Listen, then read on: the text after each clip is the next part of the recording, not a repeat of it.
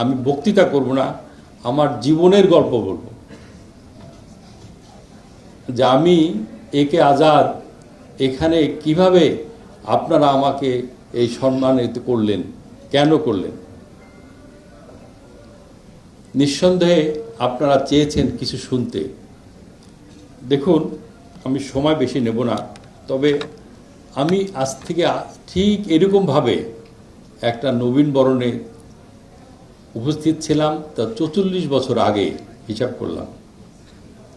আমি ঢাকা বিশ্ববিদ্যালয়ের applied physics and ইলেকট্রনিক্সের ছাত্র ছিলাম, ফজলুল হকারে থাকতাম। আমি যখন এখানে তোমরা করে বলি যারা ছাত্র, কেন আমার মেয়ের চেয়েও ছোট, আমার মেয়ে গ্রাজুয়েট করবে এই ইয়েতে, মেয়েদের আমার মেয়ের চেয়েও ছোট। যাই হোক, আমার ভিতরে একটা উদ্বিগ্ন ছিল ফার্স্ট ইয়ার থেকেই।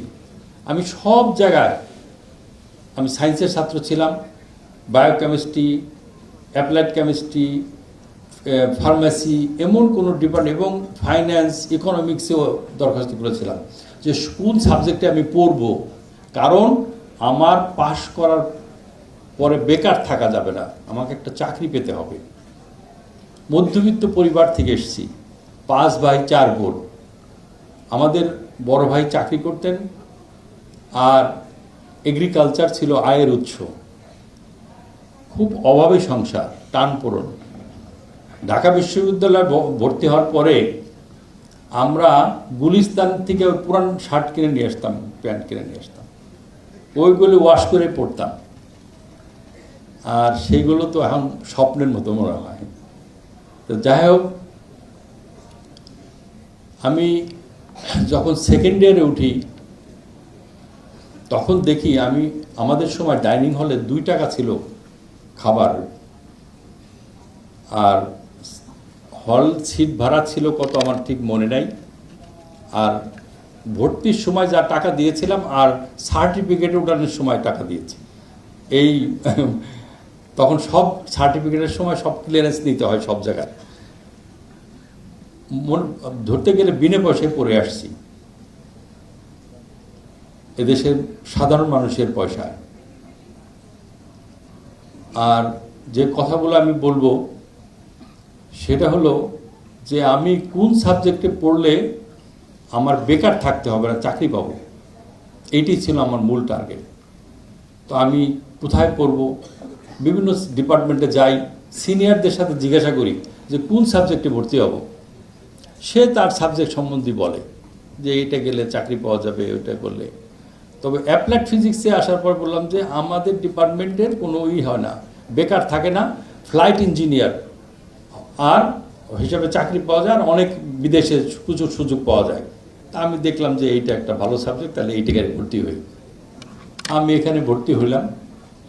ভর্তি হওয়ার পর একজনে বলল যে অ্যাপ্লাইড ফিজিক্সের চেয়ে জিওলজি ডিপার্টমেন্টটা আরও ভালো।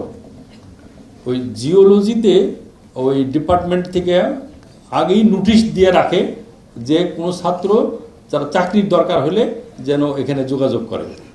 তা আমি ভাবলাম এটা তো আরও ভালো।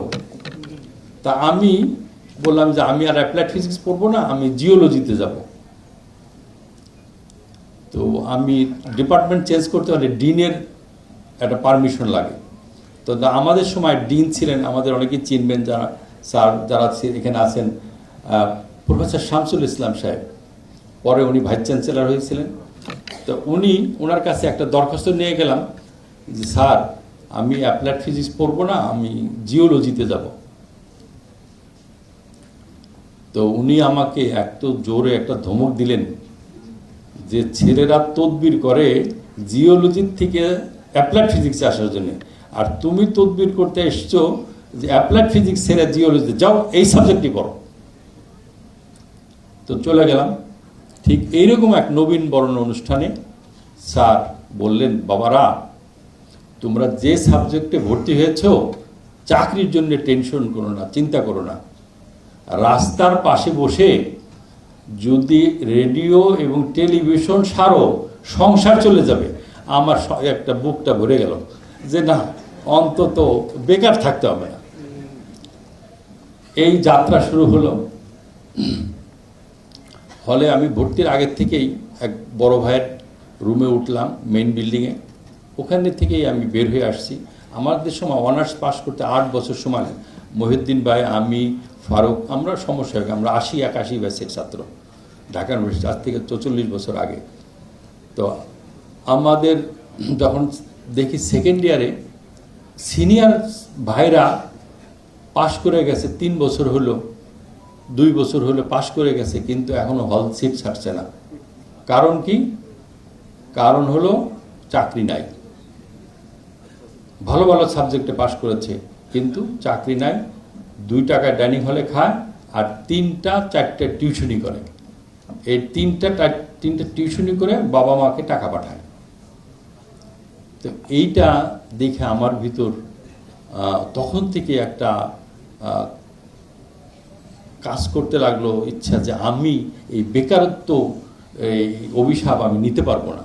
কারণ আমার ফ্যামিলি ওয়েট করছে কত তাড়াতাড়ি পাশ করে আমি সংসারে হাল ধরব।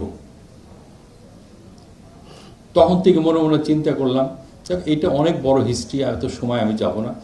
তবে পরবর্তী পর্যায়ে 1983-তে এরশাদ বিরোধী আন্দোলনে মুজিদ খানের শিক্ষানীতি সেই শিক্ষা ভবন ঘেরাও করতে গিয়ে আমি 3 জুন ছাত্রছাত্রী দীপালি সাহা সহ নিহত হয়। কলা ভবন থেকে আমি গ্রেপ্তার হই। কলা ভবন থেকে 23 দিন জেলে থাকি।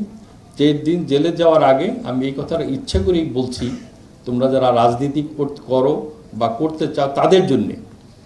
তখন নেতৃত্ব জননেত্রী শেখ হাসিনা 83-তে, উনি তো 82-তে আসলেন, আর 81-তে আসলেন।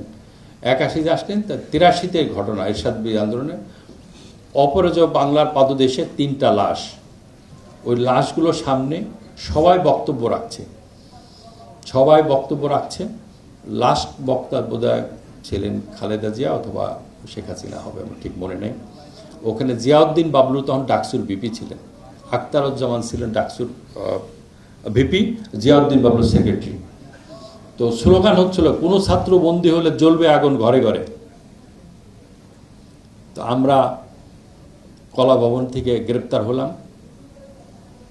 শুনলাম জিয়াউদ্দিন বাবলু, উনি মরহুম, ইন্তেকাল করেছেন। উনি এরশাদ সাহেবের সাথে আতাত করে উনি মন্ত্রী হয়ে গেছেন। আর আমরা জেলে, আমাদের ছাড়ানোর কোনো রকম তদবির নাই। কোনো ছাত্র বন্দী হলে জ্বলবে ঘরে, একটা বাড়িতে আগুন দেখলাম না। তারপরে আমরা বন্ড দিলাম যে আমরা আর সরকার বিরোধী কোনো রাজনীতি কর্মকাণ্ড করব না। এই বন্ড যদি দেই তাহলে আমাদের ছেড়ে দিতে রাজি সরকার। আর এদিকে আমার বাবা জানে যে আমি মরে গেছি, সবাই জানে, কারণ 5 দিন পর্যন্ত কারফিউ ছিল। ওই সময় 14ই আগস্ট নাকি 21শে আগস্ট, 14ই আগস্ট, ওই দিন ছিল কারফিউ। দিনের বেলা খোলা রাখতো, রাতে কারফিউ হতো। তো আমার বাবা সমস্ত জায়গায় ঘুরে বেড়ে, ফরিদপুর থেকে আসে, আমার বাড়ি ফরিদপুর, তো সে সব জায়গায় মর্গে যায়, থানায় যায়, কোথাও আমার খোঁজ পায় না। তো তখন চৌধুরী ছিল পুলিশের আইজিপি। চৌধুরীর মেয়ে বায়োকেমিস্ট্রিতে পড়তো, সে আমার একটা পাশের জোগাড় করে দেয়। 1 সপ্তাহ পরে আমার বাবা আমার জেলখানায় গিয়া আমার সাথে, কারণ তখন আমরা এমন ধারা দিয়েছে, সাধারণ লোক আমাদের সাথে দেখা করতে পারবে না। রাষ্ট্রবিরোধী, রাষ্ট্র ধ্বংস, যত ধরনের কালাকানুন দেওয়া যায় দিয়া আমাদেরকে পাঠাইলো। তো চৌধুরী সাহেব স্পেশাল একটা পারমিশন দিয়ে আমার বাবাকে আমার সাথে দেখা করার সুযোগ করে দেয়। আমার বাবা আমার বুকের মধ্যে নিয়ে যে কান্না করলো, সেটা আমি এখন অনুভব করি। সে থেকে আমি সিদ্ধান্ত নিলাম যে কোনোদিন যদি টাকা অর্জন করতে পারি রাজনীতি করব, না হলে আর রাজনীতি করব না। এই জেলখানার থেকেই সিদ্ধান্ত নিয়ে আসলাম। 83 থেকে শুরু করলাম যে কি করা যায়। 84 সালে এই গার্মেন্টস, তখন এথনিক প্রবলেম শ্রীলঙ্কায় এথনিক প্রবলেম। আমি ইউনিভার্সিটি সেকেন্ড ইয়ারে পড়ি। তখন থেকেই একবেলা ব্যবসা আর একবেলা এই পড়াশোনা করে, থিওরিটিক্যাল করে প্র্যাকটিক্যাল করার সময় পাইতাম না বিকেলবেলা। তো যাই হোক, আবার একদিন আসবো, আর একদিন সুযোগ দিব। সেখান থেকে আজকে হামিম গ্রুপ ৭৫,০০০ লোক চাকরি করে, প্রায় ১২০ কোটি টাকার উপরে শুধু স্যালারি দেয় মাসে।